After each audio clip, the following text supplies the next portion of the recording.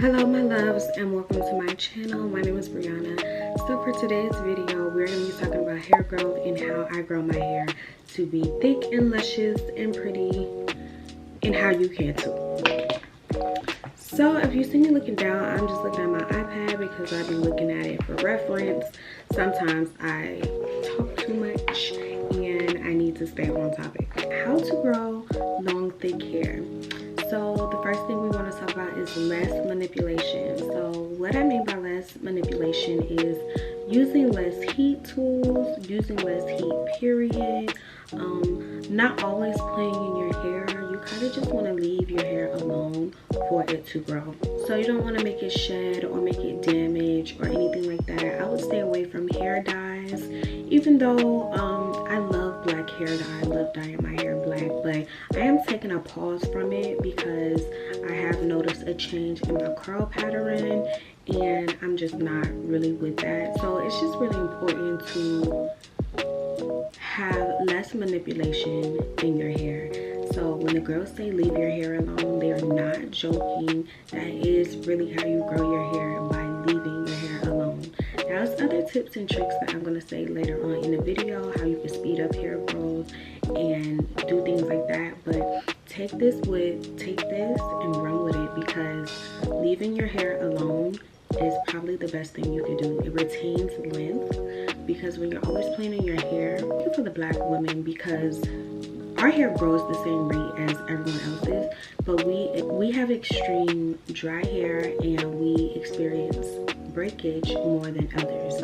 So that's very important for black women in our hair type to just keep it to a minimum. Next topic I want to talk about is avoiding high heat. Now, I know, like myself, I love stretched out hairstyles. Like I love my hair being stretched, big and full and just huge. I love my hair like that. So if you just have to use heat, I would recommend that you use a cool setting or a low setting. If you just have to use heat for your braid outs, or maybe you're going to get a hairstyle and you need to blow out your hair, low heat or cool setting. Now it may take a longer time, so stretch out your hair the day before. That's what I recommend. Stretch out your hair the day before. If you don't know how to stretch out your hair, I can make a video on that, or you can look at other videos on YouTube and videos of other women stretching out their hair. Stretching out your hair makes it way more easier for the blowout anyway. So I've been dealing with heat damage myself, because this whole year I have been doing quick weaves and I have just been doing middle parts. So I don't know if you can see, the front of my hair has a bit of heat damage. It still has a little curl to it, so it's hanging in there, but I have been cutting the fronts, and honestly I'm taking a little break from them, but I do want to return to my quick weaves and my sew-ins because I just absolutely love them and they grow my hair the best.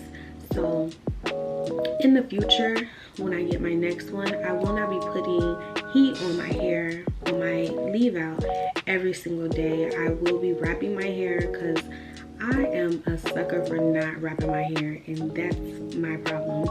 But I will be wrapping my hair and making sure if I do use heat, it is very minimal and it is low heat or on the cool setting.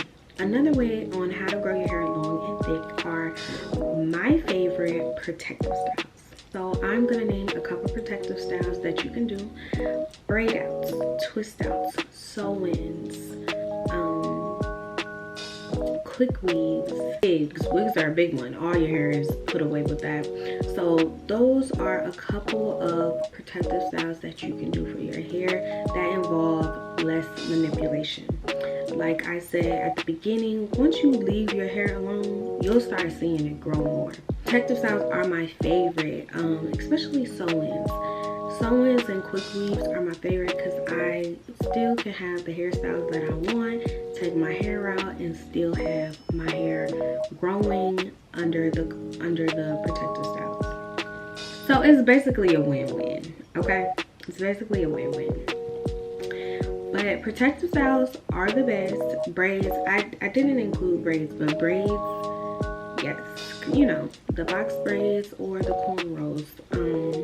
If you don't know how to do protective styles, YouTube is a place of knowledge. So learn how to do protective styles from YouTube. A lot of times I will braid my hair and have a braid out. This is a braid out, but it was kind of janky, okay? It was kind of janky, but it's okay. It's still cute, okay? It's still giving. I have seen a lot of times people saying that they don't. They're crazy. Go on TikTok and look up this lady. She had a sew-in in her hair for about a year or 2 years. Her hair grew so much. So if you haven't tried any of those, then you very much need to if you are trying to grow your hair. So that's on the list. Before I leave you guys, I am going to talk about supplements and oils. So I'm going to tell you a little bit about myself before I get into this. Just to be transparent with my audience, I do own a hair care line, and if you would like to check it out, then you can check it out down below. But I will be mentioning some products that I use for my hair care line personally and how they benefit me. But we'll talk about that later throughout what I'm going to say. So supplements. Supplements is very controversial. I hope I said that right. It's a very debatable topic. Do they work or do they don't? Personally, me, I feel like they work. I have been taking supplements since 2019. It's 2023, the end of 2023, and I know for a fact that they work. Back in 2019, I had cut my hair because I had a lot of heat damage back in 2019, and my hair, I don't know, I have a certain attachment to my hair. So when I had cut my hair, I was really like, oh my gosh, I need to grow my hair back. So I started taking, I was like, how am I gonna grow my hair back? So I incorporated biotin and MSM together, and I started making my own capsules. And eventually I started to sell them because my hair was growing so fast. And I am still taking them to this day. I just like to keep my hair at a certain length sometimes, but I think in 2024 I'm gonna grow it out completely.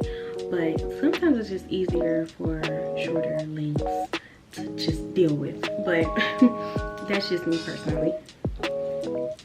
So biotin and MSM is the supplement that I take to grow my hair as well. Now, I have seen a very big difference between the thickness in my hair while taking biotin.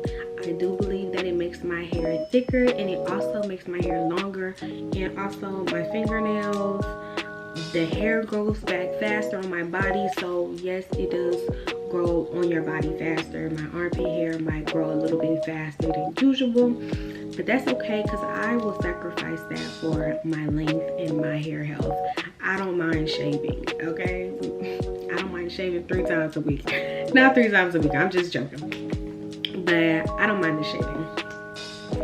So you can find whatever supplement is best for you. I just recommend biotin. I just recommend you try it.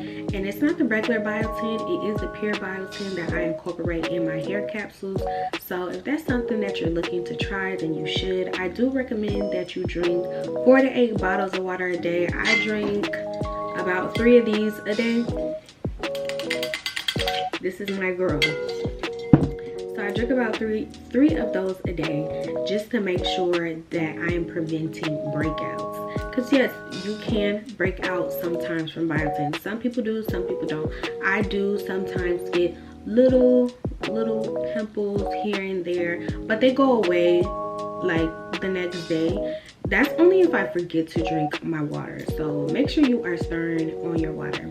So last but not least is oils. So the oil I use is rosemary oil, and I make my own rosemary oil, and you can make your own rosemary oil too. I grow my rosemary oil in my backyard, so it is pure organic, but I also sell the rosemary I make as well, and everything will be down in the description box if you want to check it out. But rosemary is the oil I make before I put in my protective styles, after I take my protective styles out, if I'm wearing my hair like this, then I will oil my hair morning and night. So that's twice a day for the rosemary. And a lot of times I like to put rosemary on my ends just to make sure that my ends are getting the moisture they need. Your ends are the oldest part of your hair, so you want to make sure that you're preventing breakage, split ends, and dryness on your ends. Give your ends just as much love as you give the top. So that is it for my video. I hope you learned something about growing your hair, and I hope you take my advice. Thank you so much for watching. If you have any questions, please leave them in the comment section down below. Bye.